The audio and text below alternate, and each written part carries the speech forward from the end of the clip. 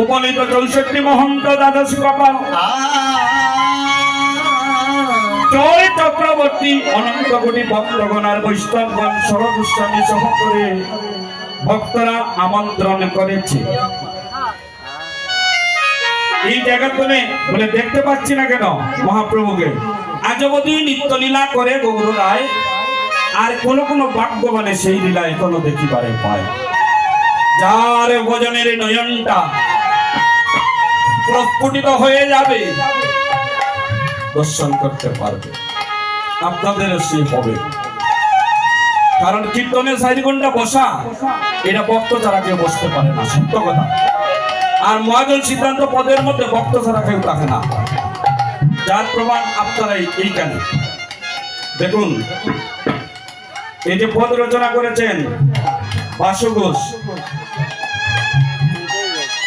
মৌলভীবাজারের রাজনগর থানার মহলাল গ্রামে উনি পূর্বলীলায় ছিলেন সুদেবী সখী। আমি সেই দিকে আসবো। এত সুন্দর একখানা পদ রচনা করেছেন। এখন মহাপ্রভু গৌরীদাসের সঙ্গে কৃষ্ণ কথা রঙ্গে বসিলেন গৌর হরি, আর বাবে হইয়াবুর বন দিয়াছে কুর। মহাপ্রভু দুই অঙ্গে জোরাজরি, ভক্ত আর ভগবানের মধ্যে কোনো বিভেদ নেই। মাধুর্যের ভগবান, মাধুর্যের ভগবান তো অন্য যুগে রাজ টিকা ছিল, রাজার মুকুট ছিল, আর কলিতে ভিখারি বেশ মহাপ্রভু। মস্তক মুন্ডন,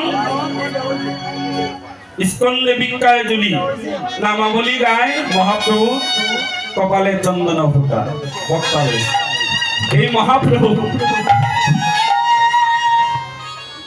আজ আমার গৌরীদাস পণ্ডিতকে জড়িয়ে ধরে কাঁদছেন। কখনো কৃষ্ণ ভাব, আমার কখনো রাধা ভাব হয়। মহাজন বললেন হবে না কেন?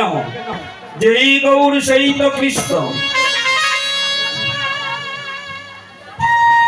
মহাপ্রভু ধরে কাঁদছেন, গৌরীদাস আমার নিয়ে যাবে না? রাধারানীর কাছে। এখন দেখুন, এই গৌরীদাস মহাপ্রভুকে বোঝাচ্ছে, ভগবানকে বোঝাচ্ছে। এই গৌরীদাস ছিল